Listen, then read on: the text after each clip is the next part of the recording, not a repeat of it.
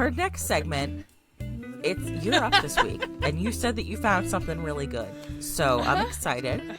Our next segment has quickly become my favorite. This one is, for YouTube purposes, we call it S.O.S, but it is really called Sentient Object Sm. And every other week, Ray and I trade off reading some sentient object smut and then telling each other about it. So I just did the last couple weeks because Ray did a couple weeks in a row because I was an idiot and forgot that I had to do that. So it's Ray's turn, and I'm looking forward to it. As always, looking forward to it. So I got very excited because I would tell you our little where I have found a bunch of ones, but I don't want you guys going and reading them first. I want to introduce you to them. But a certain author has a list of all of these SOS books. It's like she does. It's like it is Mecca, and it's great. So anyhow, I went through her list, this author, and I found one by a Miss Vera Valentine, and it's called Cold Sweat. Oh, so let me read you the synopsis. I haven't read it yet. I'm really excited. You know which one I'm talking about? Of course I do. Okay. So I'm going to read you a little synopsis real quick. Fleeing college pressure, Jules heads home to rest, recharge, and figure out a plan before fall break ends. Eager to spend time with her mother and stepfather, there's one presence she's less thrilled about seeing. Red. The sentient, smirking picture of Jerry Chillis's punch was a huge pain in the glass.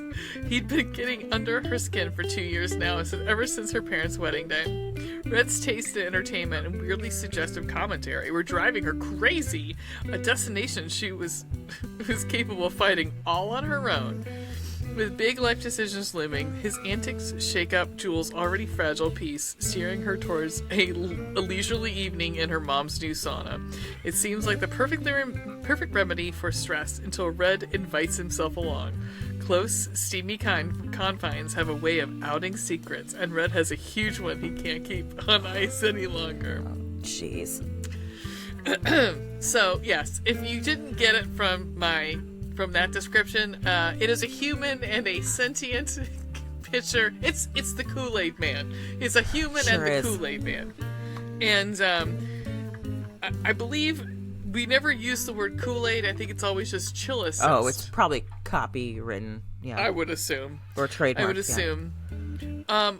First off, Vera Valentine is an amazing writer. It's kind of like I'm jealous of her writing, honestly, how good she is for writing. Yes. But and it's funny, and she's comical as hell. She is, yeah. And she gets it, and I think that's the point. And honestly, I think there's a good discussion of we could have possibly off air, maybe, I don't know. Well, I'll bring it up off air. Okay. But so yes, it's also they are step siblings. So you have Jules and Red. She's home for the holiday or whatever, or it's just she needs to unwind and de-stress. So she's home, and they are her mom and stepdad have been they're newly sort of married. It's not been too long since they got married, but they've been dating for a while, so that's how she's known Red. And different Red, R-E-A-D, as kind of pervy a little bit, he watches the real kind of explicit anime in his bedroom, but then he'll watch less explicit, I guess, anime in the living room, but he waits until his dad's gone, so she thinks that he's messing with her. So there's animosity, not so much on her side, but on his side, but on her side. He's always trying to flirt with her, and she's you're a douchebag. He's also got a dad bod because he's the Kool-Aid Man. Yes, of course. Yes. Uh-huh. But he the Kool-Aid Man. Of course he does. And as he said, no girl has ever been, and all of his ex-girlfriends have never been disappointed. But let me, I'm trying to get to my notes here to tell you, literally, like, how he came to be, because I think that's the, let's see, hold on, because there's just so much. There is, okay, here it is, hold on. This is how he came to be, because his father is human. So, okay.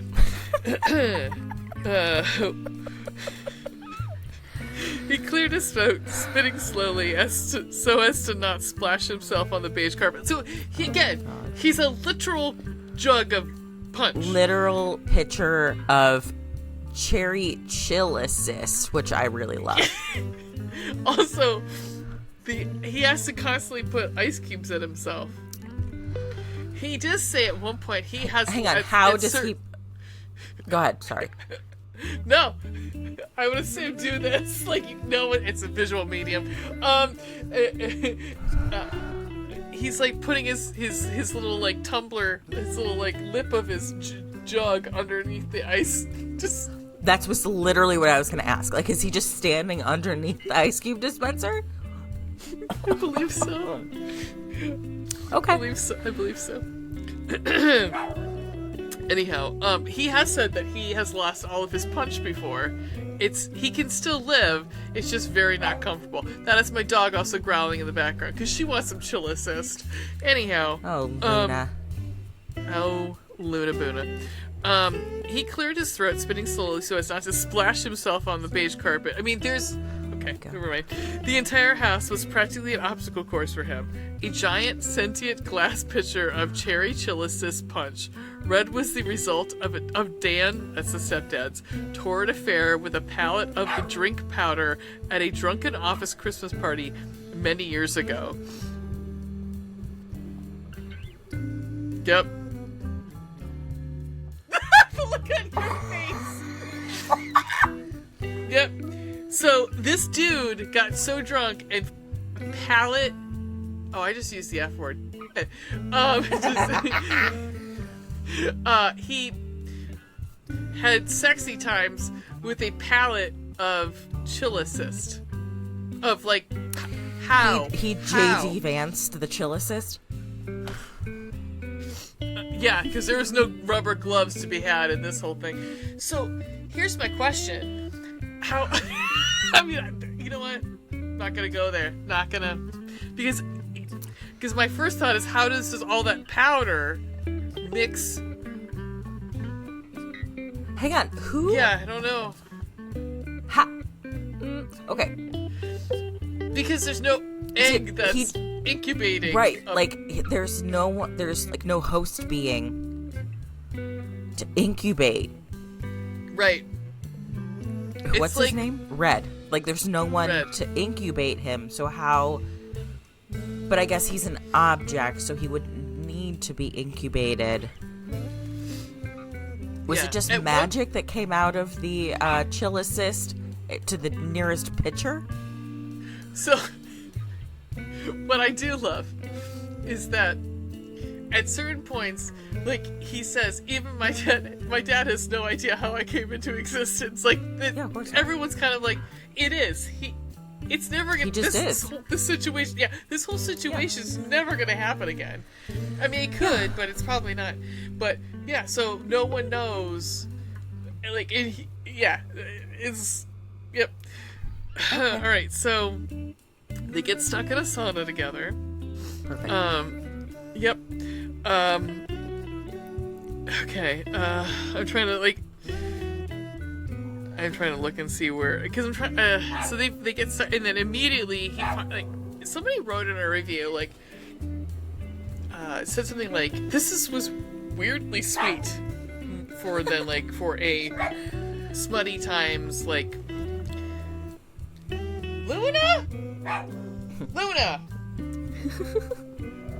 Oh my god.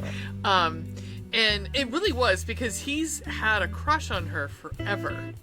And, like, he's kind of like, you know, I will do, like, if you can give me a chance, I will, like, just, and like the way he's not been actually very like, he's like, I've been trying to flirt with you, not so much like, he's like, I thought you knew like that I've been like, you've been it for me for the longest time. And I was like, that's actually very sweet coming from a bitch or a fucking bunch. I'm swearing all over this place. Whoops. Yeah. But anyhow, so here's one of the parts of the sexy time. So they're in the sauna. He does things to her with his, he has hands, and they are like almost like, it sounds like test tubes because she's like glass fingers. So I'm imagining like test tubes or something like that, or like, you know what I'm picturing? Or like, what's that? The tiny plastic hands. Yeah. Do you know what I'm talking about? But they're That's like individual fingers. They has individual fingers though. Okay. I'm wondering, like, if you had to picture something, picture like the Silver Surfer or something like that, where like a person who's just made out of like a material, I guess, and that just happens. I'm looking at the cover with his prominent butt cheeks. Mm-hmm. Oh yeah. Yep. Let's see. So then he enjoys her southern border and brings her to completion, and Good. then she asks, well, first it all starts because she's like, so what's up down below, like, are you all glass everywhere? And he's like, she's like, that was rude. I'm like, well, kind of, because he is like the only sentient, but also at the same time, like, he's also the only sentient like fucking glass pitcher of cherry punch ever. Right. And so he's like, well, do you want to see? It would be, and like, she looks down, it's huge. Like, of course it's huge. And with him, it just gets bigger when he comes to completion. Okay. So it's like a glass dildo. Imagine a glass dildo, but the inside of it is hollow and is filled with chill assist. This is going to do terrible things to her pH balance. I'm just throwing it out there. She says that. She's like, I'm assuming I have the biggest STD right, or UTI right now. He's like, don't worry, babe. I'm sugar free. Oh God. Christ. If there is a hell, we're going to it. Anyone sees our Kindle history. Okay. Yep. Cool. Let's see. All right. Okay, here we go. So this is where he starts to go down to her southern border. The cool glass of his mouth had molded to my entire kitty cat somehow, locking me in place against his face. Giving little thrusts in my hips for pleasurable friction. I moaned his name, fingers clutching at the slats of the bench for purpose. As my knees squeezed the sides of his pitcher, Red's glass hands snaked up my body, claiming my chesticles with teasing strokes that mirrored the liquid movement on my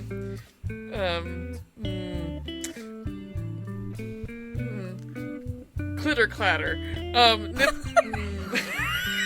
This is not fun.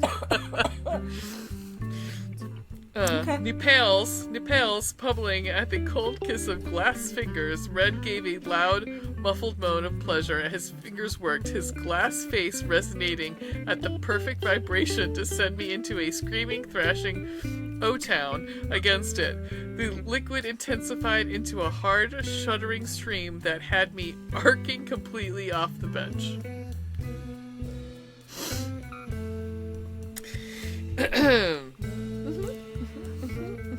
Okay, here we go. Okay. This is, so they start to have coitus, and he's pretty big as it is, so he's like working it in, and then oh my god, he starts calling her his little cup. Oh my god. Make me your good little cup bread. I'm so thirsty. His restraint snapped as he gave a primal growl, shoving my knees up to get as deep as possible.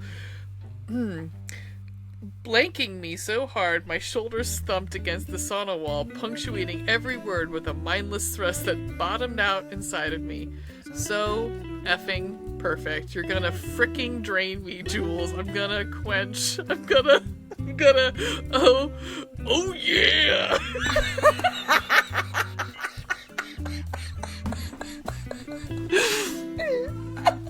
And I think I'm just gonna end it there. I think there's nowhere else to go from there. What else is there to say? No, I mean, they end up together. Obviously. I do have one question. Yeah. Okay, so they are in a sauna. It is a very hot room. Yes. Liquids evaporate.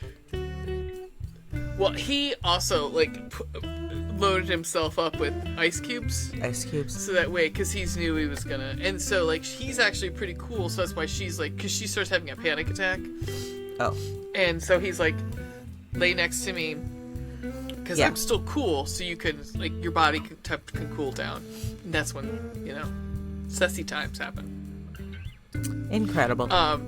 Yeah, honestly, that reviewer wasn't wrong. It was actually kind of aww.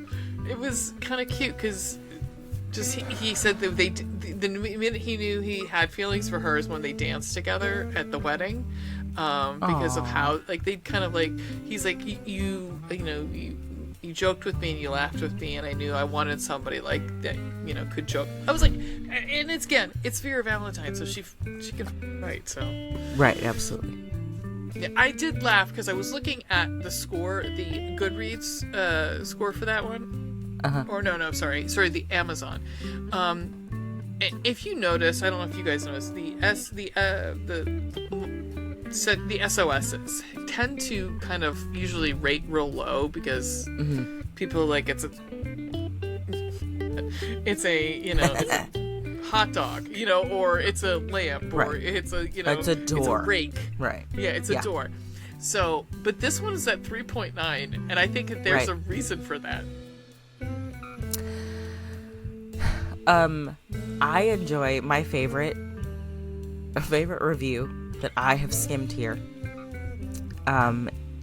Someone gave it 3 stars. The title of the review is "That Was a Choice." And the review is 3 sentences long. I mean, I read it for science. I'm at a loss for words, which is not something that happens often. It was worth the read, though. I do want to read something because I really do like Vera, and I really want to if she put this in her book, I want to read it. And again, I apologize for my friendly dog. They're okay. And okay, please note. Is this where it is? Oh, here we go. All right, so this is her author's note, and I want to read it just because it sounds like she's been getting a hard time for this. Cold sweat is exactly what it says in the tin. I can't stress this enough, y'all. They're step-siblings. He's a sentient pincher of punch. None of that changes throughout this story. So please don't start reading this and go, oh man, they're stepsisters and he's a sentient pincher of punch. You were warned. Right. I don't know what to tell you.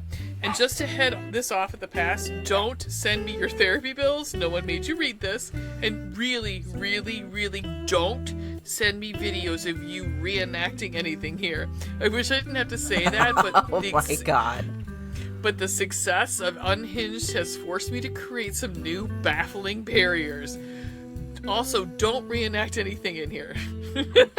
This is fiction. Please don't punch up your Georgia O'Keeffe. Thanks. God. But the fact is that she had to put that as a disclaimer means that someone did it. Someone has done all of these things, and sent them to her. So can we just not, please? Let's not, please. Let's not, please. That is S.O.S. for this month or for this week. Oh man, always a pleasure. Always a pleasure. Never fully know what I'm getting into.